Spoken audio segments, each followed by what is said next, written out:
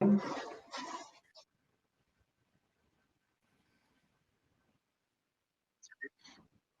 everyone.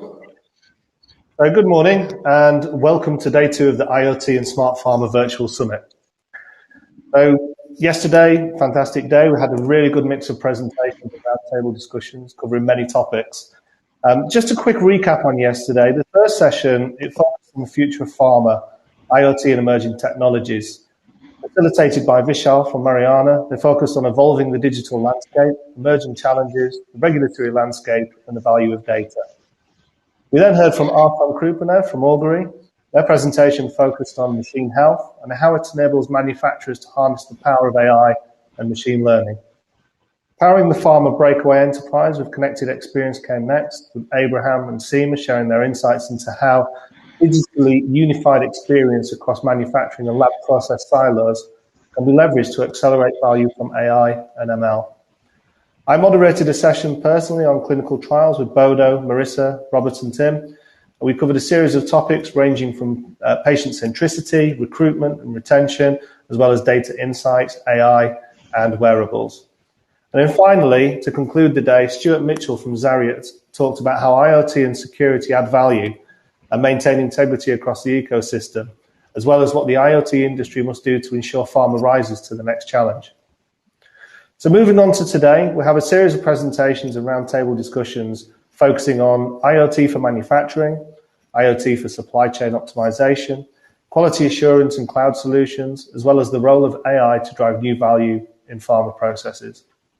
So I really hope this mix of different presentation formats and networking breaks provide enough opportunity for you to get all the answers that you need.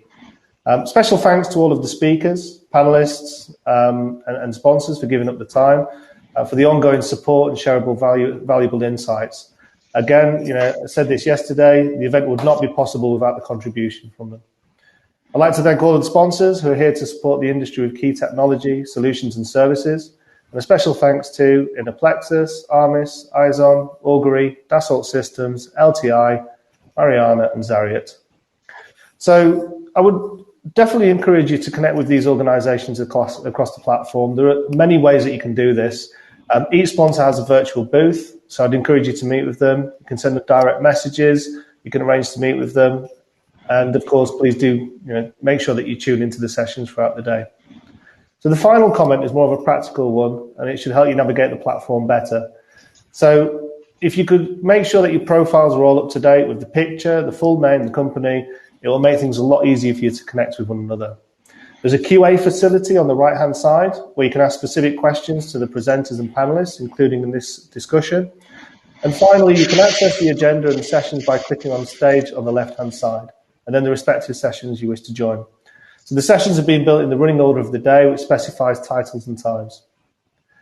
So without further ado, I'd like to announce the first session of day 2 of the conference. So we have Brian Charles, who is the Senior Enterprise Account Executive for Augury. And we also have the following panelists. Now, Prasajit Sarkar, Senior Director of Manufacturing and PDT-IT for Kite Pharma. Frank Thielman, Director of Operational Excellence for Takeda. Giovanni Giorgio, Senior Digital Engineer for GSK. So once again, very excited to have everyone here today. You find a really interesting discussion. It'll be focused on transforming the pharmaceutical manufacturing through IIoT, practical tips for the road ahead. So before we start, quick reminder, you've joined in listen-only mode, so it means that you're muted. Once again, please do ask questions. There's a Q&A facility. And finally, Augury do have a virtual booth featured on the event platform as well, so you can meet with them direct, ask questions after the session is finished. So do please take the time out to meet them. So that's it really from me. I hope you have a great event.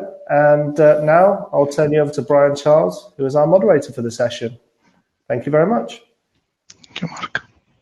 Thanks, Mark. So yeah, really looking forward to the session. I think this is a topic that definitely resonates with me. I guess before we jump into things, just a 20-second background on me. As Mark had said, I'm a Senior Enterprise Account Executive here at Augury, and our goal or our mission, it's very straightforward, right? To enable folks to rely on the machines that matter, specifically utilizing extremely precise predictive analytics.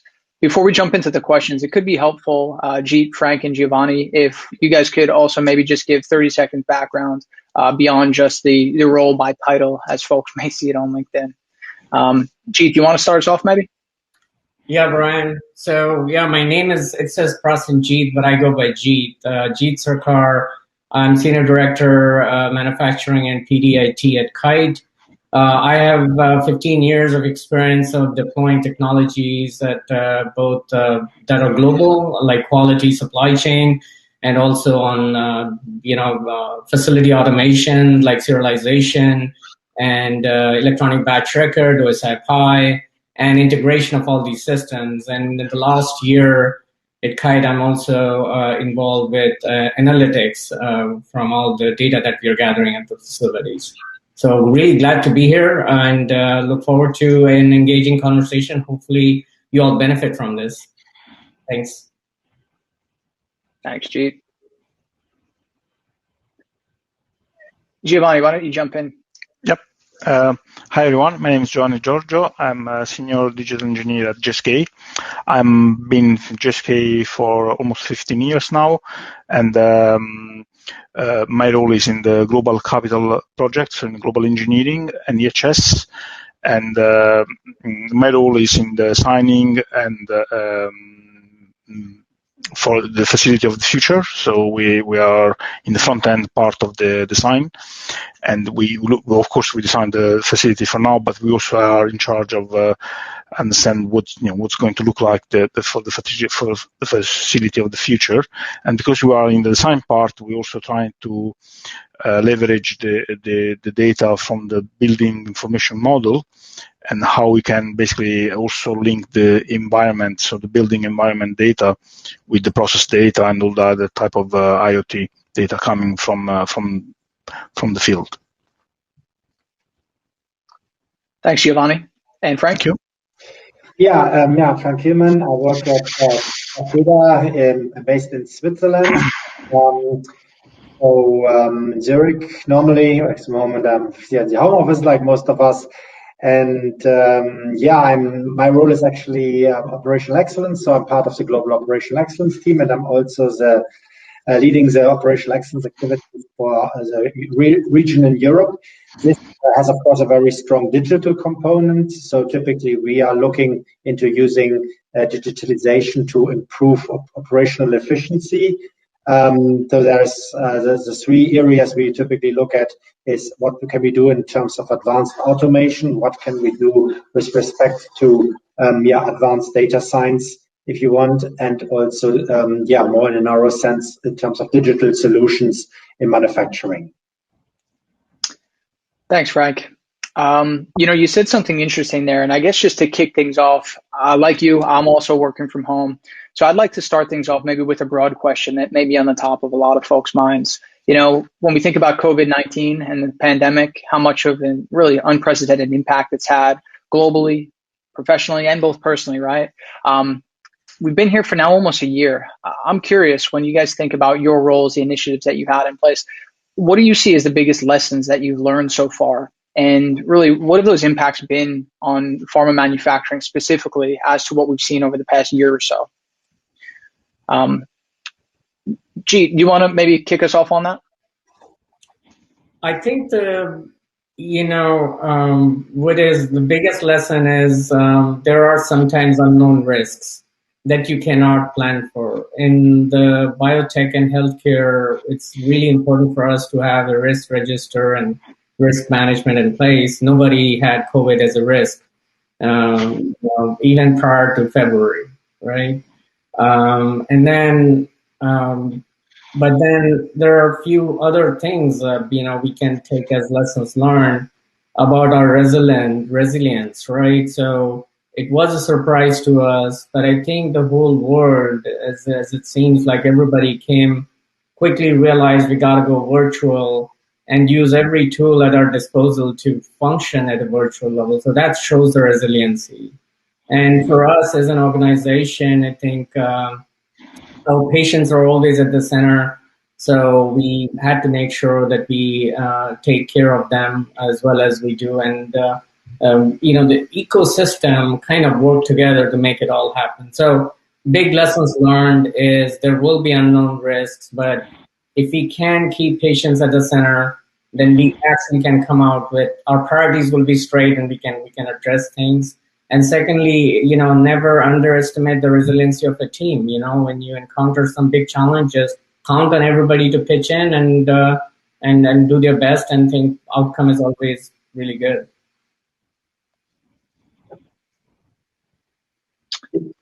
Do you guys feel the same? I guess a question I have, Giovanni, for you had said something to kick this off with your role primarily being as a senior digital engineer.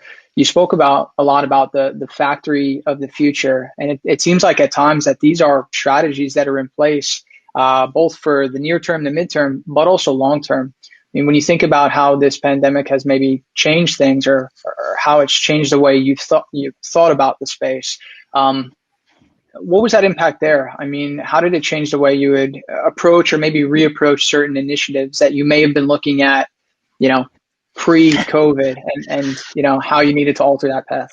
Yeah, definitely. I mean, it's definitely more than changing direction. Has been like we should probably go faster in the direction we already kind of start to we were trying to pursue. For me, one of the things is really now around scaling up fast, having a more decentralized model for our supply chain. So how the facility how the facility should be communicating data with each other, because if you launch a massive product that is going to be launched in different country, you still want to learn from what's happening on another facility. So this is one big part that now we're trying to understand, and there are some technology not just in the data space but also in the process space that can enhance that type of flexibility and scalability. So this is one of the key aspects. The other one is for us being in the global part of the company, so not being on a site, having data that you can access remotely. Especially in this type of situation, it's been really, really important, really, really critical. And the last aspect as well, I think it's really important, is what Jit was saying around resilience, and for me it's also around collaboration. Because we had to find new way to collaborate with people that are on site and we're not on site, or even between the global engineer, we're not in the same office, and we need to find way to overcome problem in a more like creative way, if you're not in the same room. Yep. And if I could add to Giovanni's thing, I think he mentioned that we have to do things faster, right? There are many things we were doing, did it faster. So, Brian, what we also see that, a lot of technological changes that we want at the plant and automation that we are doing, we did not slow down, right? Like, you cannot slow down. You have to also realize that now more than ever, we need a digital platform and have a digital roadmap that we are phasing things in as appropriate. But I do want to point out that depending on which business scenario you are in, you'll have to prioritize extensively.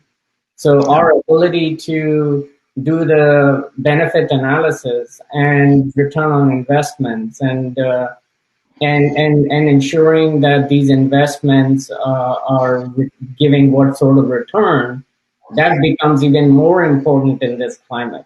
And I think this year will be the year where we truly assess what we put in place, and then we prioritize and be flexible enough to stop things that may not be strategically aligned and invest more on things that will give us better return on investment. Yeah, Jeet, I think you make a good point there, right? That a lot of times it comes down to prioritizing. There can be a lot out there, especially when we think about IoT, digital solutions. Question to the group, or maybe Frank. I mean, how do you guys look at that? How do you even begin to prioritize? How do you begin to understand real value add business cases as it relates to the company, right? And maybe not necessarily just looking at it from a tech angle. Yeah, for me, I mean, if it also in conjunction with the previous question that you asked, I think one thing we realized, I mean, I certainly agree with what the colleagues were saying. We saw a lot of that too. But one thing I wanted to point out, also, answering your question, is that, I mean, in terms of solutions, you saw really what the priorities are or where you have to put your digital priorities. So when COVID came and you said about, okay, what is missing to do manufacturing? One big component is people. So we saw obviously that we have some processes that are very labor intensive. And from that point of view, anybody, who has like, hopefully not COVID, but even for that suspicion of having COVID puts you into quarantine, and then you need at least a few days. Even if you're allowed to do testing, or if you can do testing, it takes a while to get people back on the shop floor. So this is of course a big risk when it comes to manufacturing, and also of course for your supply chain to ensure that you can provide the patient with some medication. Especially if you have like life-saving medication. And so from that point of view, we realized that we probably not as strong as we would like to be in some of these processes to digitalize them, to automate them. Because you can imagine some processes that are fairly labor intensive, they are for a good reason, because you probably cannot that easily automate them. And Jeet knows what I'm talking about, because I've work in cell and gene therapy. So obviously there is still a dream to have everything fully automated, right? But then there are other, so you need still a lot of people to do your processes on a commercial scale. But then there are other things like tableting, which these days you can, for small molecules, you can pretty easily automate these days. And most companies are not as far, including us, as we would like to be. And I think this is a great opportunity. We had like, for example, mobile control room solutions on some sites, but we saw these sites were much easier, much faster able to operate and maintain their operation, because they needed far less people. And even people could do the work, worst case, from home, some of this monitoring, because they were sitting in front of a computer and running machines or checking machines, right? While in other factories, we did not have that, and people had to be physically in the room, which was a challenge in the COVID time. So I think this is a great example to go through your processes and see, where do I prioritize my automation, where do I prioritize my digitalization? Yeah, so I think, Brian, when it comes to prioritization, what we really have to do is do the high-level prioritization, of course, right? I think we all do, right? Does the system give you, strategic benefit, or is it efficiency, or is it compliance? That's the highest level. But to Frank's point, before we embark on a project, right, or program, we do have use cases as to what will this serve. And those use cases, if they are tied to simplified processes, that is ideal. And then you can see the benefit, right? If you do the use cases and trying to automate a complex, inefficient process, then that's really not the way to go. And so when you do the use cases with a simplified process, you actually can then connect the dots and prioritize those use cases also. So you can have a high level business case, but then for this IoT, I find it really helpful space, because it could be a small or big initiative, right?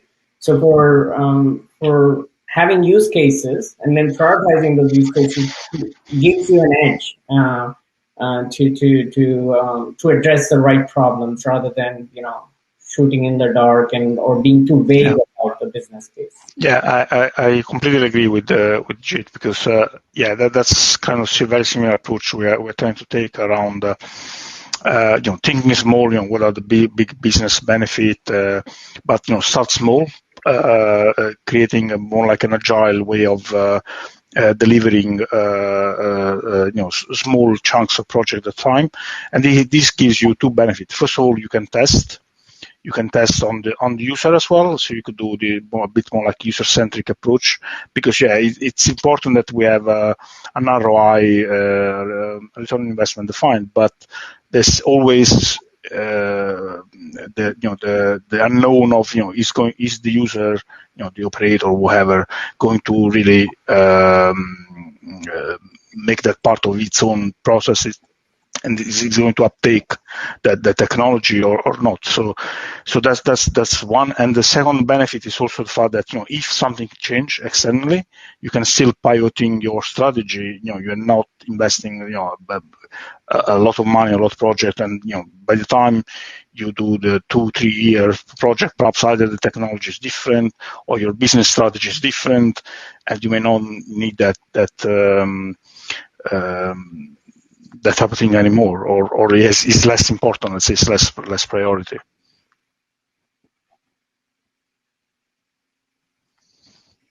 Thanks, Giovanni. So it sounds like, one interesting thing that I think I picked up on you saying, and Jeet, you as well, we're talking about IIoT. I want to get down to practical tips here, but it almost sounds like a lot of what you're angling towards, Giovanni, is really placing a lot of the emphasis on the change management, the human element that different technologies enable. How do you actually get down to that level to better understand beyond the technology and the use case, how it can be adopted with your teams? Well, perhaps I'll start very quick on this. What we do is really doing prototyping and testing and having a lot of interaction with users. So we try in a sandbox type of approach. We try to test things with users and potential users and get their feedback and do this kind of iterative approach. And that's how we can experiment, let's say, first, and then say, okay, once we find the right model, we try to scale. So what I found useful in this, just like Giovanni said, what I've also found useful is having these, workshops. I call them use cases, but it's really discussing what is as is and what the future process would look like with automation in place.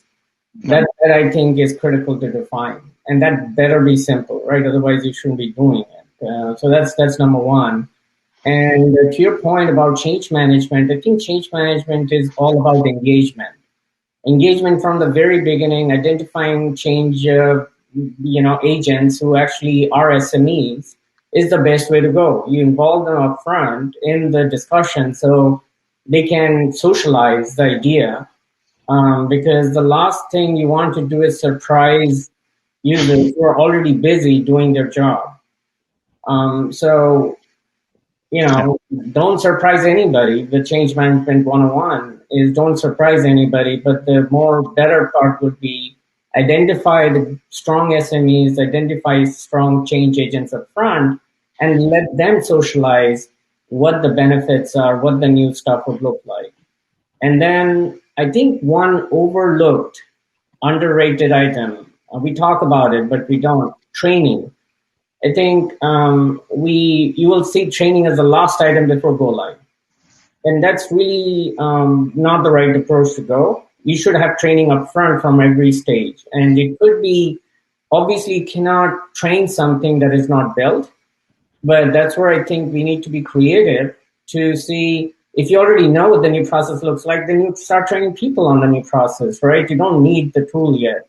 Once you have some prototypes of the tool, then you start training them. You always can have an elaborate user or super user training at the end of the phase of the project, which is critical. But anything you can do to engage the right people up front and demonstrate so they are excited about it. And it's not as an imposition on them that, well, now go here. They should make it better for you. Go try it. That's a recipe for failure, and you don't really help anybody with that. I would actually that's certainly all what I agree with what my colleagues were saying. And I would actually, if you ask me about practical tips when it comes to the use cases, I would actually like to go one step back here, because what we're typically missing, I think once you're in the state, as Giovanni was describing, you have a project identified, and then as Jeet was saying, what we really have to look for make it happen. But I think quite often what we struggle with is the use cases, is a chicken and egg problem. So basically, the IT folks tell you, okay, so give me the use case so we can tell you what solution you should use.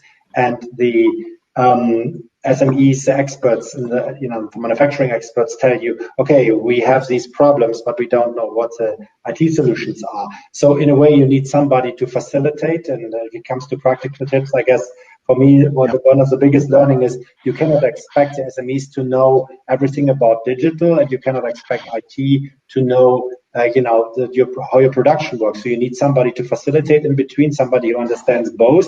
And that could be people from digital and data science, like a group that we built in addition to IT, because digital data science is not the same skill set as IT. It could be training your SMEs more in digital. And of course, training is absolutely essential, not just in a sense how Jeet was describing it. I think overall, you will not find the type of people all on the market, right? Because you need people with experience in production as well. And these guys typically don't have digital experience because there was no digital when they started to get that experience. So you need to, you cannot just say, oh, okay, I just hire new people. You need actually to train the people that have this SME skill set you need for production. And that's one of the biggest learning and the tips. As a tip I can give to everybody, get the people that understand both and train the people so people can identify use cases if they see it. Yeah. Yeah, and Frank, if I could just add real quick something, maybe we stop calling it use cases and more user stories, Brian. Like taking the leaf out of the agile development is encouraging people to truly describe how what is it that they want in more user terms rather than more in technical terms. And that's when I think you start getting, so I agree with Frank, like writing use cases, or you start with user stories, and that's where you get the true picture. And then you drill deeper, which is really the agile way to operate anyway. So. Yeah, absolutely. Yeah, that's a great point. So it almost sounds like even as part of that process, you're using it as a feedback loop. To what you were saying earlier, institute training earlier on, do you see that as a potential path to even change your course to meet the actual use case and the end users and what they need at the ground level? Yes, I think the power of stories is you actually give the users the freedom to write their own story. What is it they want? That's the idea. We used to call it requirements, and like Frank said, use cases, and those terms actually don't capture that truly we want their engagement, that this is a tool they're going to use. IT is not going to use it. But the challenge that the IT and whoever the vendor is, their thing is to understand how will it best meet the needs. And the only way you can do that is through your stories and through those pilots and through the demos with the instant feedback, literally, right? To say, and as you do sprints, you have this opportunity to do those feedback and say, hey, are we meeting it? And it can be done. It's not. I think almost every industry right now is implementing agile methodologies, but there is still a lot more work that can be done to expedite the digital revolution, because the digital revolution is not as much about the technology as it is about the people and process. Yeah. And with people, you have to have training and engagement, change management. With process, you have to have simple process. You cannot have complex process. I mean, simple, I don't want to oversimplify it. I just mean that you cannot, this idea of, something is really complex, let's just put a paper on glass and do stuff. We should not do that anymore. Yeah. Brian, do you think? I mean, I would be, as this is a roundtable discussion. I would love to hear also what other people think. Do you think we could ask some people from the audience to give us their perspective on use cases? I would be very interested. I don't know how you feel. Jeet, I think we lost Giovanni, but. Yeah, I think we lost Giovanni here. If anybody has any comments on use cases, you can find the discussion tab on the right. we'll have time for questions at the end, but if anybody wants to chime in, we'd be more than happy to integrate that into the talk here. That's a really good call, Frank. Sure. Hey, Giovanni's back. There we go. Sorry, I had the usual internet problem at home. It's almost as if this digital world is somewhat. Yeah, that's right. Sorry, guys. No worries. So, I think that we're going in a really good direction here, and I think we're talking high level and a bit vague. And I hate to bring the word use cases back into it, but I want to drill down into that a little bit. If we were to kind of get very practical here, what do you guys see, COVID aside, but really, what do you see as some IIoT use cases that you're looking at or that you've looked at recently that really overcomes some of these common challenges and moves the needle on a lot of what we're talking about so far here today?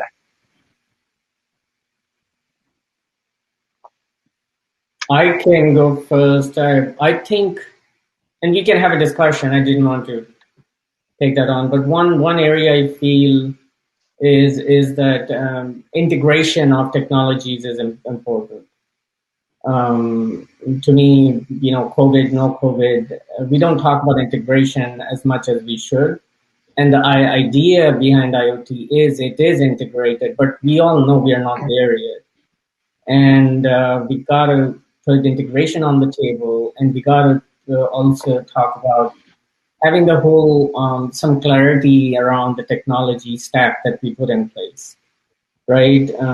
Those two to me are areas of improvement that we can look at, because within that technology stack we have to have AI and ML capabilities. Not everybody needs AI ML capabilities, but putting in systems and being able to do some analytics on it should be synonymous going forward. At least I feel that way, that we should go in with the system and the reporting capabilities.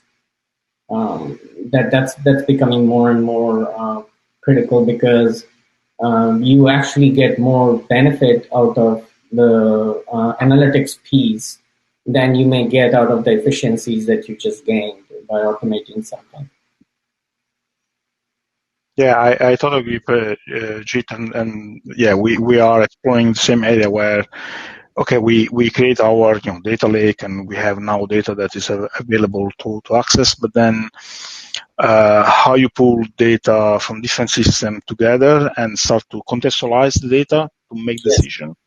It's really what we're trying now to do, and it's not just a technological problem. In my opinion, it's a cultural problem, because we are not used to that. Mm-hmm. Our people on the field are not used to that. Are used to make decisions in a different way.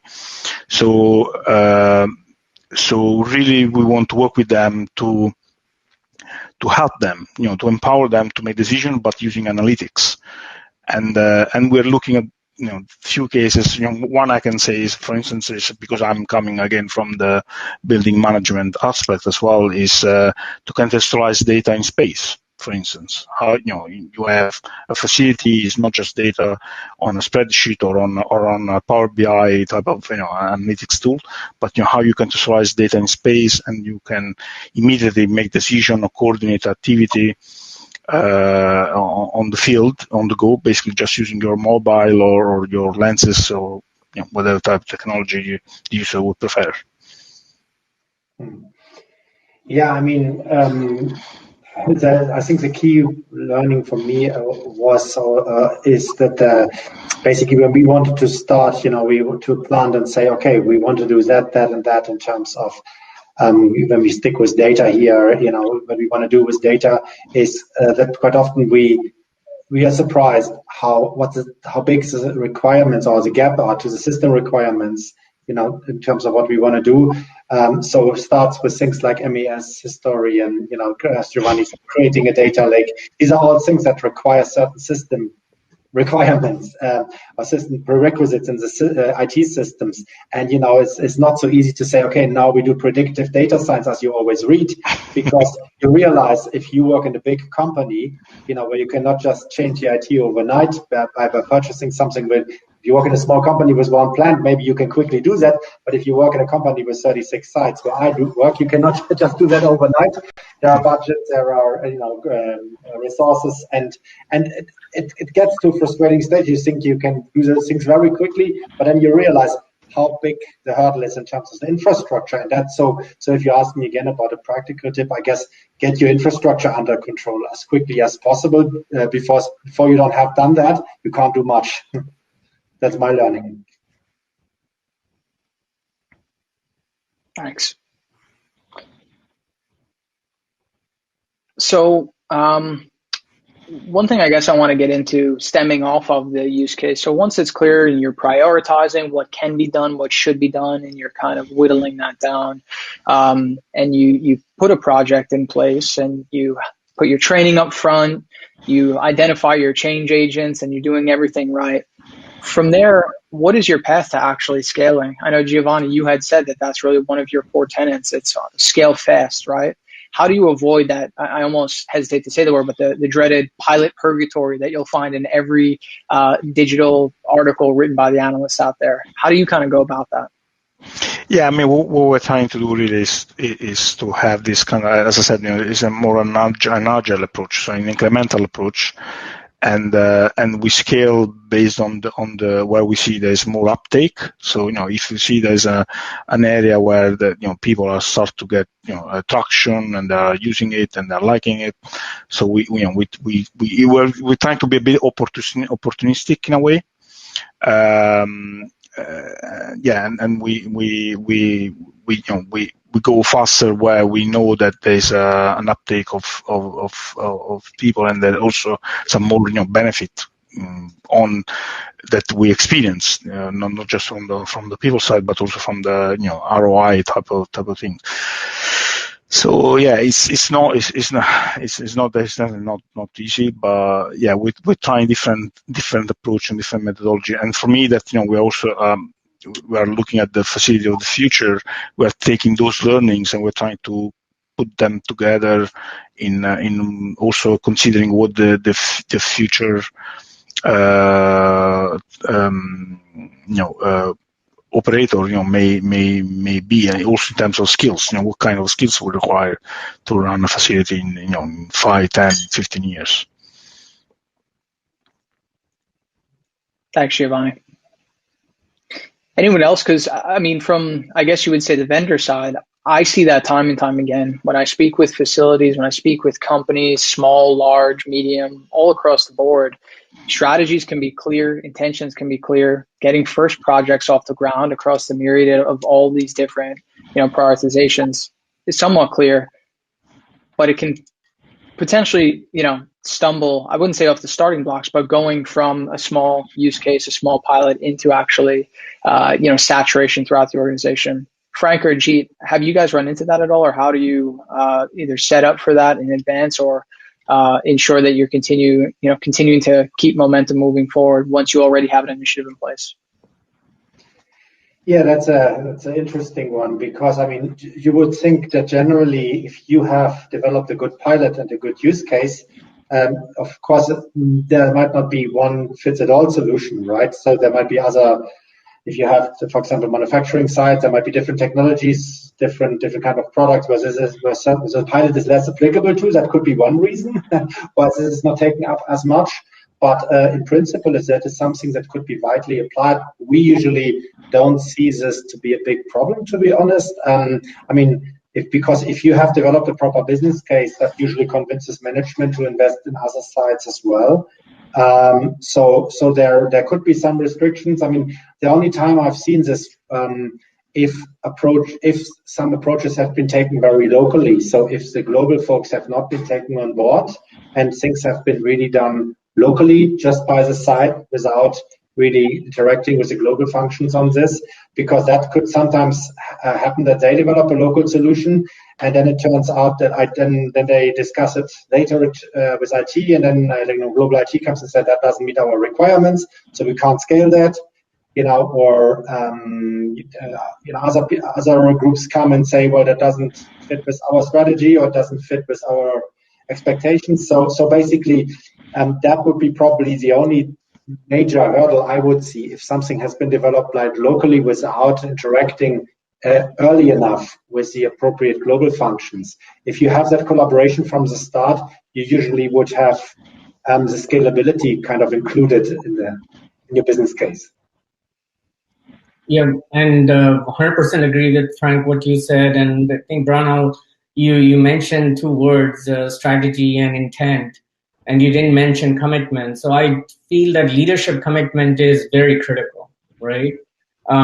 You can, if the use case or the proof of concept or pilot that you're doing, if that doesn't fit a roadmap and there is no commitment to a roadmap, even short term, right? Long term, like long term commitments are very difficult. Sometimes it's chicken and egg. You don't know what you're getting into. Yep. But to Frank's point, if you don't know what you're getting into, pilot, proof of concept, use case is the only way to get started. Once you get started, though, you have to bring in the broader team. You cannot isolate other team members. In a compliance setup, you need quality, manufacturing, IT. Like depending whoever the key stakeholders are, you got to bring everybody on board. Sometimes it feels like it takes time, but the lessons learned is if you don't do that, it'll take much longer to scale up. So either you do the hard work during pilot or you don't do the, so that's one. But once you have enough knowledge, that's when there's no excuse to saying getting into pilot purgatory, where you get there because you don't have it as part of roadmap. You get there because you keep increasing the scope of pilot. The pilot's supposed to be 6 months at the most, right? Or maybe even 1 to 3 months. So we already know what we need to do. We just need to have, as an execution, we've got to be disciplined, right? As a strategy, we need to have it as part of roadmap, and we need leadership commitment, because without that, it remains a pilot. That's a very good point, the commitment piece. And I think it's sometimes easier said than done, right? If you have everything set up there, at a certain point, you still do need to jump, right? Yes. Yeah. And we will always have unknowns. And I have felt that the commitment, and that's what I was saying, it could be chicken and egg. The commitment could be because the lack of commitment usually comes in when there's some lack of trust in how much we know, right? It's not a trust as an individual, it's trust as how much really do we know, and lack of trust in capabilities, and which is fair, but there are ways to, like Frank said, I think I'm sure every organization has proven cases of where a new technology rollout is successful. And we shouldn't be reinventing wheel. We should just borrow whatever made them successful and just take it, run with it. And we are at a point, I think, in a very interesting point in our journey for digitization, that we have, so much information is out there, so many people are willing to share data. Benchmarking is easier to obtain. So we should just leverage our network and show true intent to learn, collaborate, and make quick progress. We just cannot say, I don't know enough. I don't think we're in that environment anymore, right? COVID kind of opened it up. In the past, I would have to travel to Zurich to attend this. Right? I'm attending from home. And so there's really no excuse to learning and committing, making quick progress, demonstrating benefits. And leaders really want that level of info before they can commit, right? They cannot commit millions of dollars without having some faith that we deliver it. Yeah, I agree, Jit, but that's what I was trying to convey earlier. Perhaps I wasn't. So for me, one way to let's say get the commitment is to make the commitment smaller. So by doing that, not having the big project that it takes 2-3 years to deploy. We're trying to break it up as small as possible. And sometimes it works, sometimes it doesn't. I'm not saying it's the panacea, but yeah, it's a way sometimes to get around the commitment, which I agree that should be the first thing really. But if we see that's not like such a big commitment, we try to break it down and make it more palatable, let's say, for in order to get the commitment. Absolutely. Agreed. Great points. Something that I think a few of you had said up until this point, and frankly, I'm curious myself, but when you think about a project and the commitment to execute on a project, building the business case, Frank, as you had said, it's crucial, right? You'll never get out of the gates unless you build that. How do you guys juggle some of the more intangible aspects to digital initiatives, right? The financial aspect of a lot of these initiatives and strategies can be clearly seen. But Giovanni, you had made the point, what does a factory look like 5 years from now, 10 years from now, and how is our labor force going to factor into that? How do you guys actually package that into your strategy or more so the business case to get to that point of commitment where it may not be firmly financially tangible?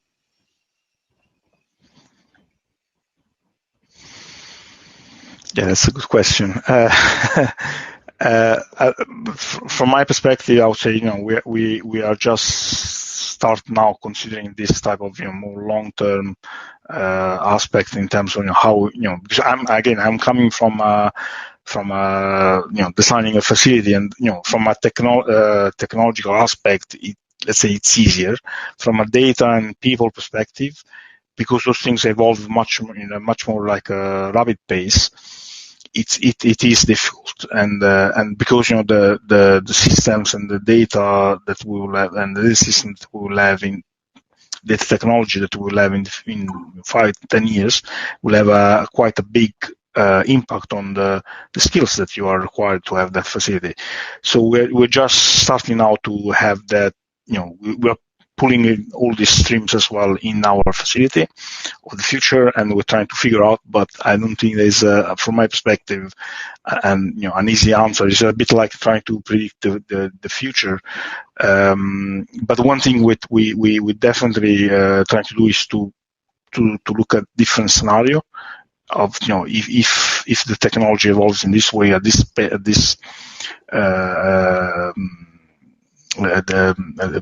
this velocity or this speed, this is perhaps where we are going to end up.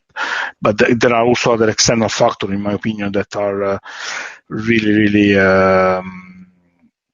can basically change how the facility will look like, which are, as I said, the fact that you need to scale up very quickly, is going to be a centralized model, a decentralized model, and even when you just if you look at this simple thing, centralized versus decentralized, the data and the people you may need are really different. Mm-hmm. You're really talking about two different type of facility. So yeah, it's difficult, but I think it's a good exercise. It's because even we again, we're not trying to predict the future, but just thinking about it can help also to understand what we should do now and where we should prioritize. Yeah, I think for me, I mean, I absolutely agree with Giovanni, and maybe I can bring another angle from being an operational excellence. Obviously, is cost competitiveness, or generally competitiveness of the future pharmaceutical manufacturing in the future, because it's not so much a question would we like to have some fancy digital solutions? No, we need them to stay competitive. Especially, I mean, we can be maybe in some businesses, where you have some fancy cell and gene therapy, right? Gene knows what I'm talking about. He's smiling probably already. You can probably be a little bit less worried about that. But if you producing, for example, a tablet generic, you will be very worried about your cost competitiveness, and every cent counts, almost like in the food industry. So you need to really bring in everything on the table that helps you to stay competitive, and your competitors look into digital. You have to do too. So that is not an option. That is a must. And when we look into the pharma industry, if you just think about small molecules, you look at the car, compared it with the car industry. I showed this actually in an internal presentation the other day. You look at the car manufacturing line from Ford, and you compare it with this is a classical, industrialization model for kind of standard manufacturing. And you look into a modern factory, which is almost fully automated, like, Factory 21 from Mercedes that was recently opened. It's like, you look like it's a different planet. And you look like in a pharmaceutical plant from 1930, and now you realize, independent of the company, it probably hasn't changed that much. Yeah. So from that point of view, I think we have a strong, not only we have a lot of room for improvement, I think it's a must, and whoever will do that best will be the winner in the end when it comes to cost competitiveness. Do you see a scenario where some of those intangibles even factor into that cost competitiveness? Things such as attracting talent, retaining talent, and looking at talent that you may be losing over the next 5 to 10 years and the experience that they have?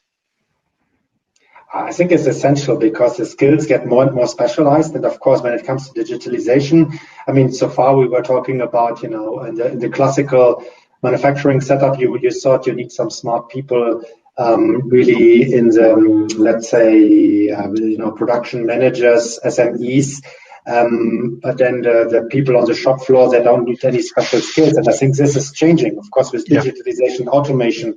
These guys need to become experts. They almost need to become like mechanics or electronic experts, or how do they call it, mechatronics, or what do you call that, Giovanni? So these guys need to become really expert in digital in automation, to run a simple machine. And so from that point of view, there will be a huge, I expect with this increase in digitalization, automation, there will be also coming an increased demand for improved skill sets of shop floor staff.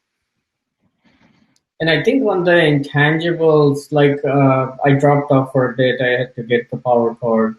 It was not a technical issue, it's just a power issue, user error.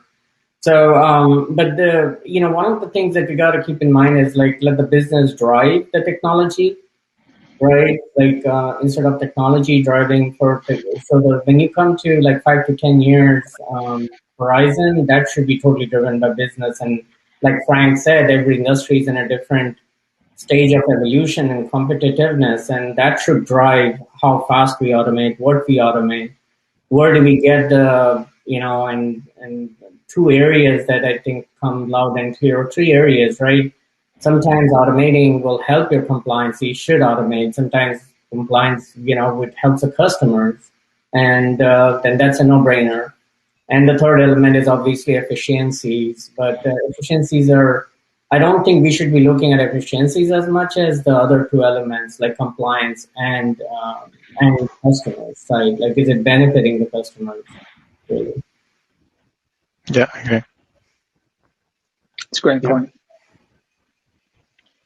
So we can keep the conversation going here. We have about 8 minutes left. If anybody from the audience has any questions, please feel free to log it into the discussion and we can certainly bring it up.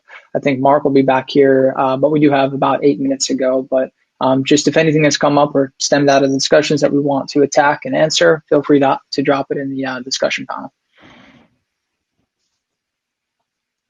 So, Frank, I'd be remiss if I didn't bring it up, but you had said that a lot of times when we were thinking back to use cases and what can solve these common challenges, part of the challenge is that it may not actually be common across the industry, or not the industry, but across the company, right? Different plants may be running different processes and may have different initiatives and different needs there. What do you see as something that is maybe low-hanging fruit that you're either executing on or as part of your strategy to, and this goes to the whole group here, something that maybe is that low-hanging fruit that isn't the extremely niche for, gene therapy or something like that, but just the big hitters in the digital space when you think of practicality and taking a big chunk out of opportunity for, cost optimization, savings, top-line revenue growth? Yeah, I mean, for me, generally, in the 3 areas I mentioned at the start, I mean, for the automation of processes, that can be a little bit specific to, of course, your process. But generally, that's a great thing that's an important thing to look at. Not so much I'm talking about the machines themselves that are usually already highly automated, but everything around it. Then in terms of, we talked a little bit about data science, that's of course big data, that's important. And I think there it doesn't matter so much what you produce and how you produce it. I think anything around getting your infrastructure, IT infrastructure in place, to do some advanced data analysis that feeds us back into your process for yield optimization and so on, for process optimization. I think that is something that is universally applicable regardless what your process is. And then, of course, it also comes to some digital aids, some practical digital aids like VR, AR. Again, I think that is universally applicable without looking so much at a process. There are a lot of use cases that are really independent of what you manufacture. Yeah, I totally agree with Frank. Usually, it's not the process itself; it's what is around the process that like even a changeover process, or it could be the the batch release process. Sometimes those activities, which are highly require data, but also require decisions. They could take much longer. So all the business process that are highly convoluted for compliance, for many other reasons, I think that's where I think we have a lot of hidden factory, let's say, and that's where we can reduce waste and improve the cost efficiency. Yeah, Go ahead, Jeet. Yeah, so review and release of batch records. Definitely the execution time or runtime monitoring of alarms and stuff, especially when it comes to facilities and engineering. And then analytics across the board, I think that helps. So those are, I would say, low-hanging fruits. Like every industry, I think, is doing that now. Almost, they're all trying to. Right? Yeah. So I like Hari's question here. To the extent that you can answer this, I understand that you may not be able to share all the details with your current company or experience, but what's one or two big bets that worked out if we're going to get real specific? I would say and again, it's not it's an industry specific. I would say electronic batch record, and Giovanni talked about review and release of batch records. And, that it works for sure. And I wouldn't say analytics is a big bet, but I think almost whenever you introduce analytics, it leads to improvement. So I would say those two have worked for sure. I agree.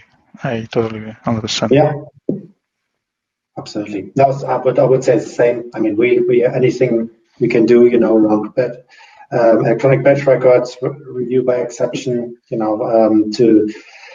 which requires the kind of MES type system. I think that's a no-brainer, and it's a low risk but a high payback. Louisa has a question, and I'm gonna try to. Brian, could you just read that? Sure. Yeah. So the question: what do you believe is missing on the current initiatives to allow compliant and risk-free implementation of IoT? Plug and play. And I'm almost simplifying it, but truly, you gotta, when you introduce IoT or integration, the minimal handover, the minimal points of failure should be a priority. Otherwise, it takes a while if you have to implement data integrity on it, if you have to implement backups, recovery, the more things you have to add and think about, the slower it gets, more complicated it gets. Yeah. The plug and play. Yeah. Yeah. I mean, I guess one thing, of course, for any software provider is that to meet pharmaceutical requirements like CFR 21 and so on, but I think that should be almost clear for everybody these days. Yeah. Yeah. Hey, Mark. So we've kept a good discussion going here. We just had some questions coming from the audience here. I know we have about 2 minutes. Do you want to bring us home on this? Yeah, well, I mean, from my side, I've been listening behind the scenes and speaking to you all earlier on in the week. I knew it was going to be a very insightful discussion. Looking at the comments, it certainly was. So thank you very much to all of the panelists for a very good session. Goes without saying, thank you very much to Brian as well. I think you've done an excellent job of driving the discussion, asking some fantastic questions, but Perfectly timed as well. So brilliant. So yeah, that brings the session to a close. Once again, thank you very much. We start a new session in just over 5 minutes' time. There is time to go and meet with Brian and Aubrey at their booth as well. So they do have a virtual booth where you can go and meet with them directly. You can have a face-to-face meeting virtually, of course. Drop them a message. You can pick up some material there. I hope the panelists are sticking around for a bit as well. So if you want to connect with those guys, there is a platform for you to do that as well. Other than that, thank you very much for listening, and I'll see you in the next session. Thank you, guys. Thank you. Thanks a lot. Bye-bye. Thanks, everyone. Thanks, guys. If anybody wants to go talk some plug and play, I'll be over at the booth as it pertains to predictive analytics on rotating assets. Thanks, everyone.